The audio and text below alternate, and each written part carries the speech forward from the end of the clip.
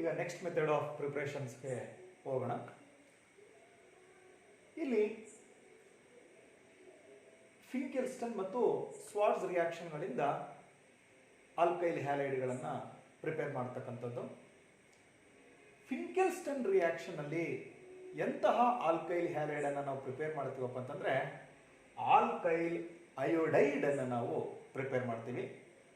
ಅದೇ ಸ್ವಾರ್ಟ್ಜ್ ರಿಯಾಕ್ಷನ್ ಅಲ್ಲಿ ನಾವು ಆಲ್ಕೈಲ್ ಫ್ಲೋರೈಡ್ ಅನ್ನ ಪ್ರಿಪೇರ್ ಮಾಡ್ತೀವಿ. ಸೊ ಇವೆರಡನ್ನು ಪ್ರಿಪೇರ್ ಮಾಡಲಿಕ್ಕೆ ಬಳಸ್ತಕ್ಕಂತಹ ರಿಯಾಕ್ಟೆಂಟ್ಸ್ ಬೇರೆ ಏನೂ ಅಲ್ಲ, ಅದೇ ಆಲ್ಕೈಲ್ ಹ್ಯಾಲೈಡ್ಗಳು. ಆದರೆ ಪರ್ಟಿಕ್ಯುಲರ್ ಆಗಿ ಆಲ್ಕೈಲ್ ಕ್ಲೋರೈಡ್ ಅಥವಾ bromides. When alkyl chlorides or bromides are heated with sodium iodide in presence of dry acetone, alkyl iodide is formed. This reaction is called Finkelstein reaction. ಮತ್ತೊಮ್ಮೆ ಹೇಳ್ತೀನಿ, Finkelstein reaction ನಲ್ಲಿ alkyl iodide ಅನ್ನು ನಾವು prepare ಮಾಡ್ತೀವಿ. ಏನನ್ನ use ಮಾಡಿಕೊಂಡು ಅಂತಂದ್ರೆ alkyl chloride ಅಥವಾ ಆಲ್ಕೈಲ್ ಬ್ರೋಮೈಡ್ ಅನ್ನ ಯೂಸ್ ಮಾಡಿಕೊಂಡು. When alkyl chloride or bromides are heated with sodium iodide in presence of dry acetone, alkyl iodide is formed.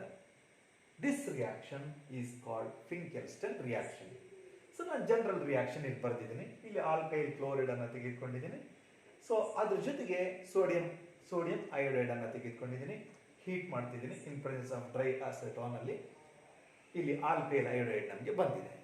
So ಇಲ್ಲಿ ತೆಗೆದುಕೊಂಡಿರ್ತಕ್ಕಂಥದ್ದನ್ನು ಆಲ್ಕೈಲ್ ಕ್ಲೋರೈಡ್. ಒಂದು ವೇಳೆ ನಾನು ಇಲ್ಲಿ ಬ್ರೋಮೈಡ್ ಅನ್ನು ತೆಗೆದುಕೊಂಡ್ರೆ, BR ಅನ್ನು ತೆಗೆದುಕೊಂಡ್ರೆ, ಇಲ್ಲಿ ಬರ್ತಕ್ಕಂಥ ಪ್ರಾಡಕ್ಟ್ ಏನಾಗಿರುತ್ತೆ, ಬೈ ಪ್ರಾಡಕ್ಟ್ ಅಂದ್ರೆ NaBr ಆಗಿರುತ್ತೆ.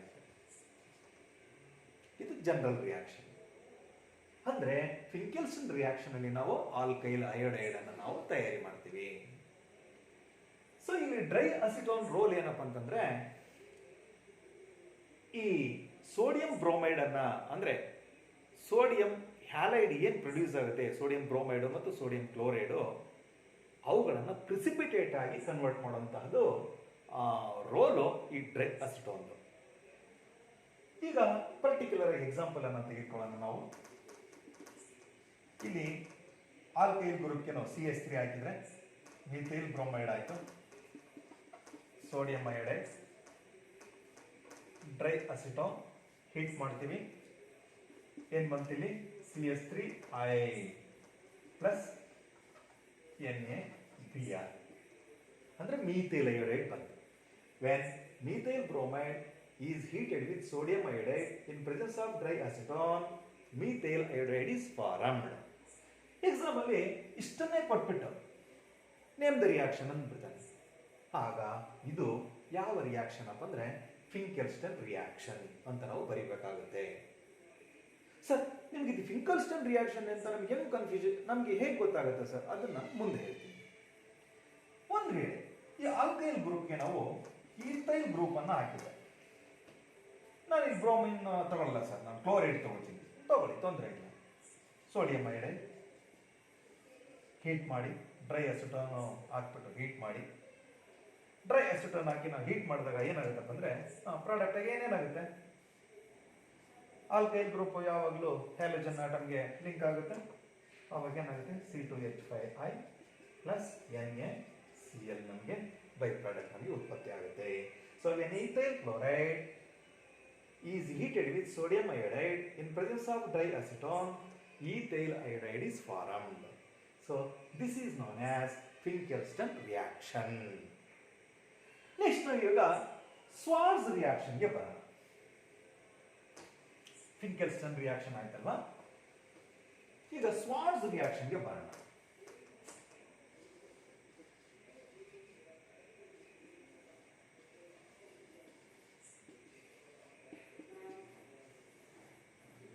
ನಾನು ಸ್ವಾರ್ಟ್ಜ್ ರಿಯಾಕ್ಷನ್ ಅಲ್ಲಿ ನಾನು ಮೊದಲೇ ಹೇಳ್ಬಿಟ್ಟಿದ್ದೀನಿ, ಸ್ವಾರ್ಟ್ಸ್ ರಿಯಾಕ್ಷನ್ ಅಲ್ಲಿ ನಾವು ಏನನ್ನ ಪ್ರಿಪೇರ್ ಮಾಡ್ತೀವಿ ಅಂದ್ರೆ ಆಲ್ಕೈಲ್ ಫ್ಲೋರೈಡ್ ಅನ್ನ ನಾವು ಪ್ರಿಪೇರ್ ಮಾಡ್ತೀವಿ. Same when alkyl chlorides or bromides,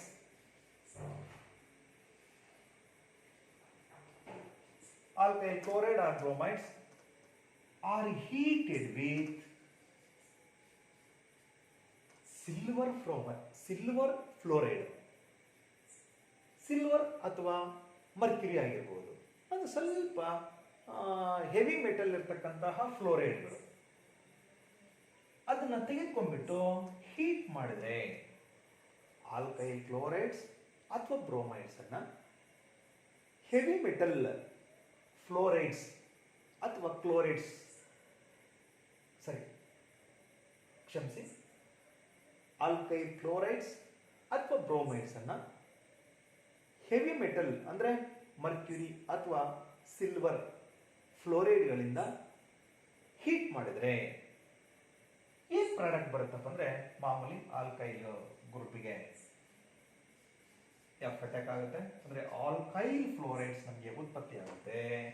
by product ನಮಗೆ AgCl ಅಥವಾ AgBr ನಮಗೆ ಬೈ ಪ್ರಾಡಕ್ಟ್ ಆಗಿ ನಮಗೆ ದೊರಕುತ್ತೆ.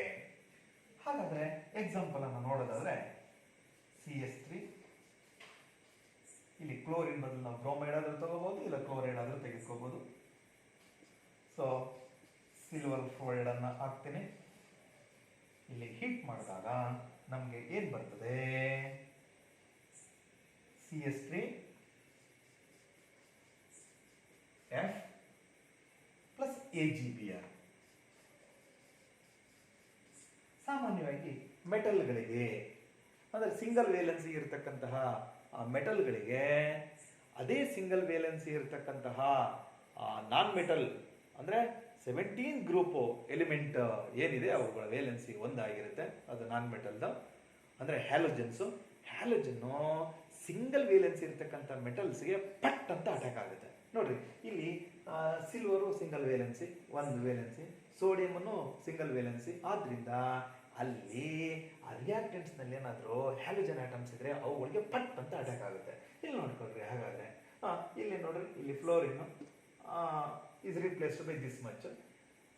ಇಲ್ಲಿ ನೋಡ್ಕೊಂಡ್ರೆ ಆಯ್ತು, ಏಜಿದು ಸಿಂಗಲ್ ವೇಲೆನ್ಸಿ, ಕ್ಲೋರಿನ್ದು ಸಿಂಗಲ್ ವೇಲೆನ್ಸಿ, ಅದರಿಂದ ಈ ಬರೆದ್ಬಿಟ್ಟು AgCl ಆಯ್ತು. ಹಾಗಾದ್ರೆ ಇಲ್ಲಿ ಬರತಕ್ಕಂಥ ಪ್ರಾಡಕ್ಟ್ ಏನಾಗುತ್ತೆ, ಆಲ್ಕೈಲ್ ಫ್ಲೋರೈಡ್ ಆಗಿದೆ. ಹಾಗಾದ್ರೆ ನಾನು ಇನ್ನೊಂದು ಎಕ್ಸಾಂಪಲ್ ಅನ್ನು ತೆಗೆದುಕೊಳ್ತೀನಿ. C2H5Cl ಅಂದ್ರೆ ಈಥೈಲ್ ಕ್ಲೋರೈಡ್ ಅನ್ನು ತೆಗೆದುಕೊಂಡಿದ್ದೀನಿ. ಅದೇ ಸಿಲ್ವರ್ ಫ್ಲೋರೈಡ್ ಅನ್ನ ಅಂದ್ರೆ ಹೆವಿ ಮೆಟಲ್ ಫ್ಲೋರೈಡ್ ಅನ್ನ ಹಾಕ್ತೇನೆ. ತೀರಾ ಹೆವಿ ಅಲ್ಲ, ಲಿಟಲ್ ಬಿಟ್ ಹೆವಿ. ಹಾಗೆ ಹೀಟ್ ಮಾಡಿದಾಗ ನಮಗೆ ದೊರಕೋದು C2H5F ಪ್ಲಸ್ AgCl ಅಂದ್ರೆ ಈಥೈಲ್ ಕ್ಲೋರೈಡ್ ನಮಗೆ ದೊರಕ್ತು. ಹಾಗಾದ್ರೆ ಫಿಂಕಲ್ಸ್ಟನ್ ರಿಯಾಕ್ಷನ್ ಅಲ್ಲಿ ನಾವು ಅಯೋಡೈಡ್ಸ್ ಅನ್ನ ಅಂದ್ರೆ ಆಲ್ಕೈಲ್ ಅಯೋಡೈಡ್ಸ್ ಅನ್ನ ನಾವು ಪ್ರಿಪೇರ್ ಮಾಡ್ತೀವಿ. ಅದೇ ಸ್ವಾರ್ಟ್ಸ್ ರಿಯಾಕ್ಷನ್ ಬಂದ್ರೆ ಆಲ್ಕೈಲ್ ಫ್ಲೋರೈಡ್ಸ್ ಅನ್ನು ನಾವು ಪ್ರಿಪೇರ್ ಮಾಡ್ತೀವಿ. ಸೊ ಈಗ ಎಕ್ಸಾಮ್ ನಲ್ಲಿ ಏನ್ ಮಾಡ್ಬಿಡ್ತಾನಪ್ಪ ಅಂದ್ರೆ ಜಸ್ಟ್ ಈ ತರ ಕೊಟ್ಬಿಡ್ತಾನೆ, ಈ ತರ ಕೊಟ್ಬಿಟ್ಟು ಈ ರಿಯಾಕ್ಷನ್ ಕೊಟ್ಬಿಟ್ಟು ನೇಮ್ ದ ರಿಯಾಕ್ಷನ್ ಅಂತ ಹೇಳ್ತಾನೆ. ಅಥವಾ ಇದೊಂದು ರಿಯಾಕ್ಷನ್ ಇದನ್ನ ಕೊಟ್ಬಿಟ್ಟು ನೇಮ್ ದ ರಿಯಾಕ್ಷನ್ ಅಂತ ಕೇಳ್ಬಹುದು. ಹಿಂಗೆ ಕೇಳಿದಾಗ ಏನಾಗ್ಬಿಡುತ್ತಪ್ಪ ಅಂದ್ರೆ ನಿಮಗೆ ಕನ್ಫ್ಯೂಷನ್ ಆಗುತ್ತೆ. ಸೊ ಏನ್ ಕನ್ಫ್ಯೂಷನ್ ಅಪ್ಪ ಅಂದ್ರೆ ಇದು ಸ್ವಾರ್ಟ್ಸ್ ರಿಯಾಕ್ಷನ್ ಅಥವಾ ಫಿಂಕಲ್ಸ್ಟನ್ ರಿಯಾಕ್ಷನ್. ಸಪೋಸ್ ಇದನ್ನು ಕೇಳಿದಾಗ ಇದು ಸ್ವಾರ್ಟ್ಸ್ ರಿಯಾಕ್ಷನ್, ಫಿಂಕಲ್ಸ್ಟನ್ ರಿಯಾಕ್ಷನ್. ಸೊ ಆ ಥರ ಕನ್ಫ್ಯೂಷನ್ ಸ್ಟಾರ್ಟ್ ಆಗ್ಬಿಟ್ಟು ಎಷ್ಟೋ ಜನ ಬುದ್ಧಿವಂತ ಸ್ಟೂಡೆಂಟ್ಸ್ಗಳು ಆ 1 ಮಾರ್ಕನ್ನು ಕಳ್ಕೊಂಡ್ಬಿಡ್ತಾರೆ. 70ಗೆ 70 ತೆಗೆ ಅಂತಂತಾರೋ 1 ಮಾರ್ಕನ್ನು ಸಿಲ್ಲಿ ಮಿಸ್ಟೇಕಿಂದ ಸ್ವಾರ್ಟ್ಸ್ ಹೋಗಿ ಫಿಂಕಲ್ಸ್ಟನ್ ಬರ್ತಿರ್ತಾರೆ, ಫಿಂಕೆಲ್ ಹೋಗಿ ಸ್ವಾರ್ಟ್ಸ್ ಬರ್ತಿರ್ತಾರೆ. ಒಂದು ಸಿಂಗಲ್ ಮಾರ್ಕ್ಸ್ ಹೋಗೋದ್ರಿಂದ ಅವರಿಗೆ 70 ಬರೋದು 70 ಬರೋದು 69 ಬಂದು ಹೋಗ್ಬಿಡುತ್ತೆ. ಸೊ ಆದ್ದರಿಂದ ಇಲ್ಲೊಂದು ಸಣ್ಣ ಟ್ರಿಕ್ ಏನಪ್ಪ ನೆನ್ಪಿಟ್ಕೊಳ್ಳೋದು ಅಂತಂದ್ರೆ ಇಲ್ಲಿ ನೋಡ್ಕೊಂಡ್ಬಿಡ್ರಿ. ಇಲ್ಲಿ ಫಿಂಕಲ್ಸ್ಟನ್ ರಿಯಾಕ್ಷನ್ ಅಲ್ಲಿ ಜಸ್ಟ್ F5 ಇದೆ ನೋಡಿ, F5 ಫಿಂಕಲ್ಸ್ಟನ್ ರಿಯಾಕ್ಷನ್ ಅಲ್ಲಿ F5 F for Finkelstein reaction, I for iodine. ಅಂದ್ರೆ ಯಾವ ನೋಡಿ, F for Finkelstein reaction, I for iodine. ಯಾವ ರಿಯಾಕ್ಷನ್ ಅಲ್ಲಿ ನಮಗೆ ಅಯೋಡಿನ್ ಬಂದಿದೆ, ಪ್ರಾಡಕ್ಟ್ ಅಯೋಡಿನ್ ನಮಗೆ ಬಂದಿದೆ, ಅದುವೇ ಫಿಂಕೆಲ್ಸ್ಟನ್ ರಿಯಾಕ್ಷನ್. ಸೊ ಈ ರಿಯಾಕ್ಷನ್ ನೆನ್ಪಿಟ್ಕೊಳ್ಳೋದು ಹೇಗೆ ಸರ್ ಅಂತಂದ್ರೆ, ನಮಗೆ ಈ ಬ್ಯಾಟ್ರಿಗಳು ನೆನಪಿದಾವೆ. ಎಕ್ಸೈಡ್ ಬ್ಯಾಟ್ರಿಗಳು ಕೇಳಿದರೆ ಹೆಸರು, ಹ್ಯಾಮರ್ ಆನ್ ಬ್ಯಾಟ್ರಿ ಕೇಳಿದ್ದೀರಾ? ಅದೇ ರೀತಿ ಎಸ್ ಎಫ್ ಬ್ಯಾಟರಿ ಅಂತ ಒಂದಿದೆ. ಎಸ್ ಎಫ್ ಬ್ಯಾಟರಿ ಅಂತ, ಎಸ್ ಎಫ್ ಬ್ಯಾಟರಿ ಅಂತ. ಹಾಗಾದ್ರೆ ಎಸ್ ಎಫ್ ಬ್ಯಾಟರಿ ಅನ್ನೋದನ್ನ ಕೋಡ್ ವರ್ಡ್ ನೆನ್ಪಿಟ್ಕೊಂಡ್ಬಿಟ್ರೆ, ಎಸ್ ಅಂದ್ರೆ ಸ್ವಾರ್ಡ್ಸ್ ರಿಯಾಕ್ಷನ್, ಅದರಲ್ಲಿ ಪ್ರಾಡಕ್ಟ್ ನಮಗೆ ಫ್ಲೋರೈಡ್ ಬಂದಿರಬೇಕು. ಹಾಗಾದ್ರೆ ಯಾವ ರಿಯಾಕ್ಷನ್ ಅಲ್ಲಿ ಪ್ರಾಡಕ್ಟ್ ನಮಗೆ ಫ್ಲೋರೈಡ್ ಬಂದಿರುತ್ತೋ ಅದು ನಮಗೆ ಸ್ವಾರ್ಡ್ಸ್ ರಿಯಾಕ್ಷನ್ ಆಗಿರುತ್ತೆ. ನೋಡಿ, ಫ್ಲೋರೈಡ್ ಬಂದಿದೆ, ಅದರಿಂದ ಇದು ಸ್ವಾರ್ಡ್ಸ್ ರಿಯಾಕ್ಷನ್. ನೆಕ್ಸ್ಟ್ ಇನ್ನೂ ಸಣ್ಣ ಕನ್ಫ್ಯೂಷನ್ ಏರ್ಪಡ್ಬೋದು. ಸರ್ ಇಲ್ಲಿ ಇದೇನೋ ಕರೆಕ್ಟ್ ಇತ್ತು ಸರ್, ಕೆಲವು ಸಂದರ್ಭದಲ್ಲಿ ಎಕ್ಸ್ಪ್ಲೈನ್ ಅಂತ ಕೇಳಿದಾಗ ನೀವು ಎಕ್ಸ್ಪ್ಲನೇಷನ್ ಈ ಎಕ್ಸಾಂಪಲ್ ಅನ್ನು ನೀವು ಕೊಡಬೇಕಾದ್ರೆ ಕೆಲವರು ಪಾಪ ಸಿಲ್ಲಿ ಮಿಸ್ಟೇಕ್ಸ್ ಮಾಡಿರ್ತಾರೆ. ಇಲ್ಲಿ ಸೋಡಿಯಂ ಬದಲಾಗಿ ಫಿಂಕೆಲ್ಸ್ಟನ್ ರಿಯಾಕ್ಷನ್ ಅಲ್ಲಿ ಸೋಡಿಯಂ ಬದಲಾಗಿ AgI ಬರೆದಿರ್ತಾರೆ. ಎನ್ಕೊಂಡ್ಬಿಡ್ರಿ, ಆಲ್ಫಾಬೆಟಿಕಲ್ ಲೆಟ್ರಲ್ಲಿ ABCD ಇಂದ ಹೋದ್ರೆ F ಮೊದಲಿಗೆ ಬರ್ತದೆ, ಆಮೇಲೆ S ಬರ್ತದೆ. ಸೊ ಮೊದಲಿಗೆ F ಬಂದು ಆಮೇಲೆ S ಬರೋದ್ರಿಂದ ನಮ್ಮ ಪೀರಿಯಾಡಿಕ್ ಟೇಬಲ್ ಅಲ್ಲಿ ಇಲ್ಲಿ ಮೊದಲಿಗೆ ಬರೋದು ಫಿಂಕೆಲ್ಸ್ಟನ್ ರಿಯಾಕ್ಷನ್ F, ಆಲ್ಫಾಬೆಟಿಕಲ್ ಲೆಟರ್ ಅಲ್ಲಿ F ಫಸ್ಟ್ ಬರುತ್ತೆ, ಆ ನಂತರ S ಬರೋದು. ಅದೇ ರೀತಿ ಇಲ್ಲಿ ಏನಾಗುತ್ತಪ್ಪ ಅಂದ್ರೆ, ಇಲ್ಲಿ ಸೋಡಿಯಂ ಮೆಟಲ್, ಸಿಲ್ವರ್ ಮೆಟಲ್, ಇವೆರಡರಲ್ಲಿ ಫಸ್ಟ್ಗೆ ಬರೋದು ಯಾವುದಪ್ಪ ಅಂತಂದ್ರೆ ಪೀರಿಯಾಡಿಕ್ ಟೇಬಲ್ ಅಲ್ಲಿ ಸೋಡಿಯಂ, ಯಾಕಂದ್ರೆ 11th ಎಲಿಮೆಂಟ್ ಸೋಡಿಯಂ. ಅದಾದ ನಂತರ ಬರ್ತಕ್ಕಂಥದ್ದು ಸಿಲ್ವರ್ Ag. ಆದ್ರಿಂದ ಫಸ್ಟ್ನೇ ಮೆಟಲ್. ಹಾಗಾದ್ರೆ ಫಸ್ಟ್ನೇ ಮೆಟಲ್ ಅಂದ್ರೆ ಯಾವುದು? ಸೋಡಿಯಂ. ಅದನಂತರ S ಬರೋದ್ರಿಂದ ನೆಕ್ಸ್ಟ್ ಬರತಕ್ಕಂಥ ಪೀರಿಯಾಡಿಕ್ ಟೇಬಲ್ ಅಲ್ಲಿ ಎಲಿಮೆಂಟ್ Ag. ಓಕೆ, ಸೊ ಈ ರೀತಿಯಾಗಿ ನೀವು ನೆನ್ಪಿಟ್ಕೋಬೇಕಾಗುತ್ತೆ. ಎಕ್ಸಾಮಿನೇಷನ್ ದೃಷ್ಟಿಯಿಂದ ಈ ಎರಡು ರಿಯಾಕ್ಷನ್ಸ್ ಮೋಸ್ಟ್ ಇಂಪಾರ್ಟೆಂಟ್. ನೀವು ಕ್ವಶನ್ ಪೇಪರ್ ಅನ್ನು ರೆಫರ್ ಮಾಡಿದ್ರೆ ಇದ್ರ ಬಗ್ಗೆ ಕ್ವಶನ್ಸ್ ಸಾಮಾನ್ಯವಾಗಿ ಇದ್ದೇ ಇರುತ್ತೆ. Thank you students.